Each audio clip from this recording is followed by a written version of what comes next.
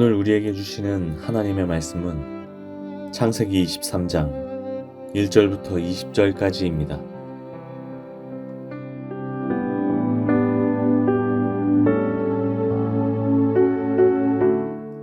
사라는 100년하고도 27해를 더 살았다. 이것이 그가 누린 햇수이다. 그는 가나안 땅 기럇 아르바 곧 헤브론에서 눈을 감았다. 아브라함이 가서 사라를 생각하면서 곡을 하며 울었다. 아브라함은 죽은 아내 옆에서 물러나와서 햇사람에게로 가서 말하였다.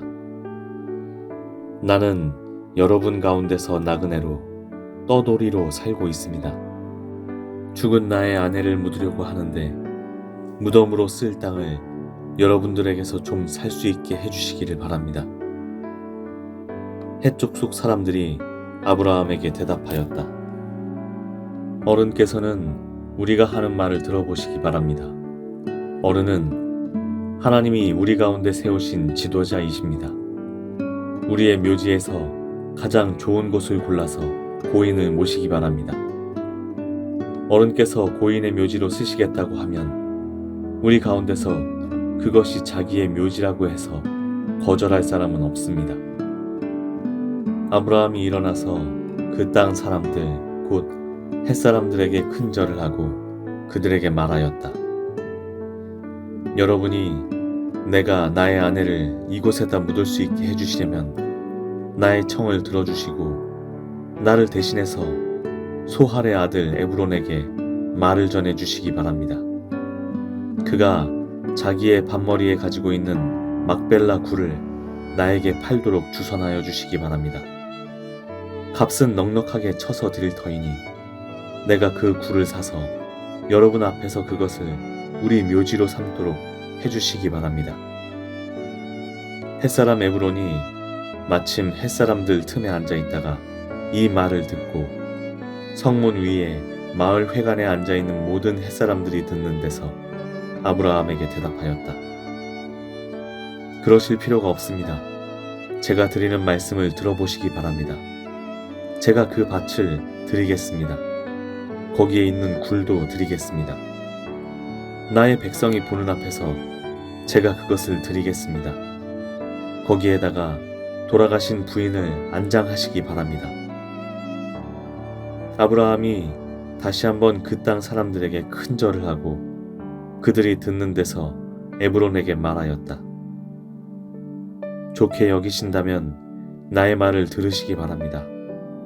그 밭값을 드리겠습니다. 저에게서 그 값을 받으셔야만 내가 나의 아내를 거기에 묻을 수 있습니다. 에브론이 아브라함에게 대답하였다. 저의 말을 들어보시기 바랍니다. 그 땅값을 친다면 은 400세겔은 됩니다. 그러나 어른과 저 사이에 무슨 거래를 하겠습니까? 거기에다가 그냥 돌아가신 부인을 안장하시기 바랍니다. 아브라함은 에브론의 말을 따라서 헷 사람들이 듣는 데서 에브론이 밝힌 밭값으로 상인들 사이에서 통용되는 무게로 은 400세겔을 달아서 에브론에게 주었다. 그래서 마므레 근처 막벨라에 있는 에브론의 밭, 곧 밭과 그 안에 있는 굴, 그리고 그 밭 경계 안에 있는 모든 나무가 마을 법정에 있는 모든 햇사람이 보는 앞에서 아브라함의 것이 되었다. 그렇게 하고 나서 비로소 아브라함은 자기 아내 사라를 가나안 땅 마므레 근처 곧 헤브론에 있는 막벨라 밭 굴에 안장하였다. 이렇게 하여 햇사람들은 그 밭과 거기에 있는 굴 묘지를 아브라함의 소유로 넘겨주었다.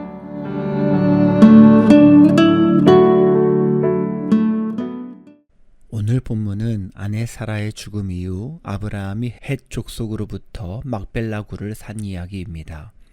그런데 먼저 아주 인상적인 장면이 하나 있습니다. 그것은 사라의 죽음에 성경이 나이를 기록하였다는 것입니다. 특이점이라고 할 수 있죠. 왜냐하면 성경에 나오는 수많은 여인 중에 사라를 제외하고는 몇 살에 사망했는지 기록이 없기 때문입니다. 열국의 어머니이기 때문일까요? 어쨌든 그의 죽음과 나이, 장소를 기록했다는 것은 하나님께서 그녀를 주목하셨다는 것입니다. 그렇다면 하나님께서 그녀를 이렇게까지 주목하신 이유가 무엇이겠습니까? 그것은 그가 하나님 안에서 인생을 마무리했기 때문입니다. 이것이 바로 첫 번째 교훈입니다. 주님 안에서 마무리하는 인생이 되자. 본문 2절을 보면 사라는 가나안 땅 기란 야르바 곧 헤브론에서 눈을 감았다고 기록하고 있습니다. 헤브론은 사라의 고향이라고 할 수 있죠. 그렇지 않아도 당시에는 타지 생활을 하더라도 죽을 때가 가까이 오면 장례를 위해서 고향, 조상 땅으로 되돌아가는 풍습이 있었습니다. 그래서 사라는 죽을 시점에 자기의 고향으로 돌아간 겁니다.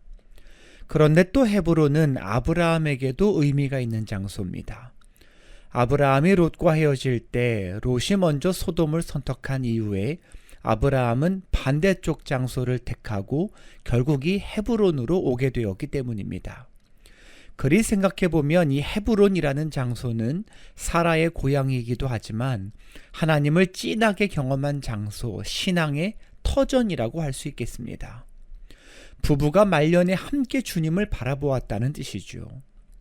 창세기 12장에서 그들이 복의 근원이 되어 주님 말씀에 순종하며 본격적인 신앙생활을 시작했다면 이제 말년에 이르러서도 여전히 주님을 바라보고 있다는 겁니다. 시작도 주님이시고 마지막도 주님이라는 거죠. 여러분, 저는 이 대목이 정말 중요하다고 생각합니다. 왜냐하면 주님 안에서 시작하는 이들은 그래도 많습니다. 예수님과의 첫사랑으로 뜨거움, 열정을 이야기하는 이들 적지 않습니다. 많은 분들이 이렇게 말합니다. 처음이면 그럴 수 있지. 초신자니까 그런 거야. 근데 점점 이런 말들이 불편하게 느껴집니다. 왜 우린 처음엔 뜨겁고 시간 지나면 미지근해집니까? 처음에는 순수한 신앙이었는데 시간이 흘러서 여러모로 타협을 하게 되는 겁니까? 도대체 어디까지가 타협이고 어디까지가 관용 융통성입니까?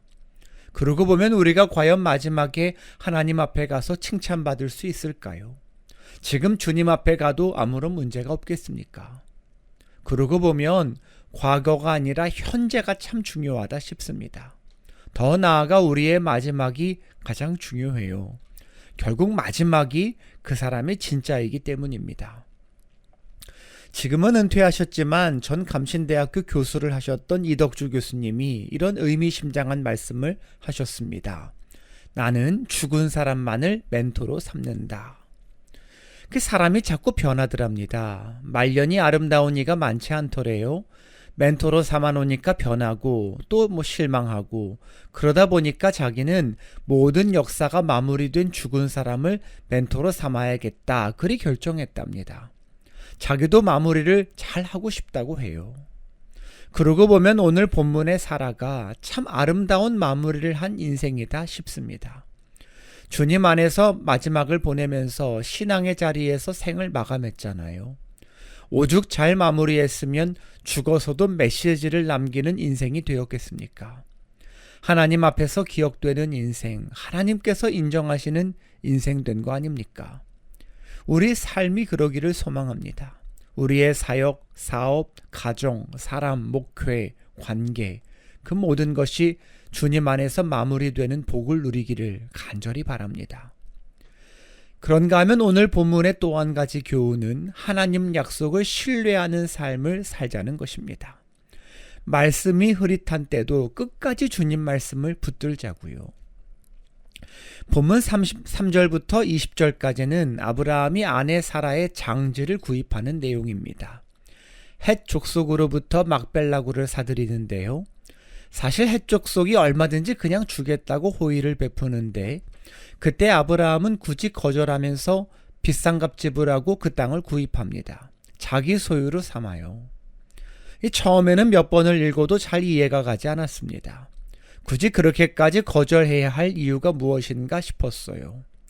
아니, 호의를 베풀어서 주변으로부터 좋은 평가를 받았다면 왜 본인은 호의를 받지 않냐고요. 뭔가 주변 이들과의 관계가 정상적이지 않은 건 아닐까 싶었습니다. 그러다가 묵상하며 내렸던 생각은 아브라함이 혹시 하나님의 도움만 구하겠다고 결정한 게 아니었을까 하는 것이었습니다. 사람의 도움이 아니라 하나님의 도움만 바라며 살겠노라 다짐했을 수도 있잖아요.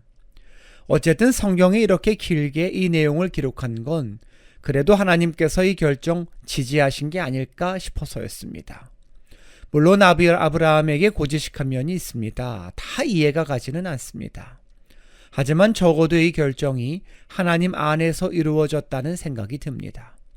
사라의 죽음까지 아브라함은 주님과 동행하며 살았으니까요. 근데 또 시간이 지나고 문득 자료를 찾다가 이런 걸 발견했습니다. 그건 바로 아브라함이 하나님의 약속에 기대어서 이 선택을 했다는 겁니다. 무슨 말인고 하니 사실 막벨라 굴이 이 별거 아닌 굴일 수도 있잖아요. 근데 아브라함이 굳이 이 굴을 돈 주고 산 거는 나중에 이 근방의 모든 땅이 자기 땅이 될 거라는 믿음, 소망, 확신 때문이라는 겁니다. 하나님께서 이전에 이 땅을 주시겠다 약속하셨습니다. 별과 같이 후손이 많아질 거라 하였습니다. 물론 지금은 그런 기미가 전혀 보이지 않습니다. 잘 모르겠어요. 하지만 말씀을 신뢰하며 기대하는 거죠. 조금이지만 씨를 뿌려요. 내가 이렇게 조금이라도 사두면 나중에 우리 후손 가운데 누군가 여기 묻히겠지. 하나님의 약속 안에서 이 자리에서 많은 후손들이 살게 되면 지금 내가 뿌린 씨앗이 의미가 있겠지. 그런 마음 가지고 땅을 사는 겁니다. 결국 하나님이 주실 거니까 지금 하나님을 바라보며 투자한다. 그런 마음이라고나 할까요? 이 부동산도 그렇잖아요. 누군가가 어디 땅이나 아파트값 오른다 그러면 미리 사두잖아요. 그런 마음으로 하나님 말씀에 기대어 땅을 사는 겁니다. 확실히 해요. 주님을 믿으니까요. 약속을 신뢰하니까. 그러고 보면 오늘의 이 행동도 굉장한 믿음입니다. 사실 앞이 잘 보이지 않잖아요. 그래도 말씀을 신뢰하죠. 주님이 이루실 거다. 그렇게 믿고 행동합니다. 하나님이 나의 영원하신 기업이기 때문입니다. 오늘의 우리에게도 이 믿음이 있기를 바랍니다. 주님 신뢰하며 하나님 약속 믿고 행동하고 선택하자는 거죠. 여러분, 그게 바로 복의 근원이고 복된 사람의 모습입니다. 바라기는 우리 모두가 그렇게 살고 그렇게 결정하고 행동하기를 바랍니다. 그래서 하나님의 약속을 품고 그 복을 받아 누리는 저와 여러분 다 되실 수 있기를 주님의 이름으로 축복합니다. 기도하겠습니다. 하나님 아버지, 우리 인생의 시작도 주님이시고 마지막도 주님이기를 원합니다. 늘 주님 약속 의지하고 행동하고 선택하는 복의 근원 되고 싶습니다.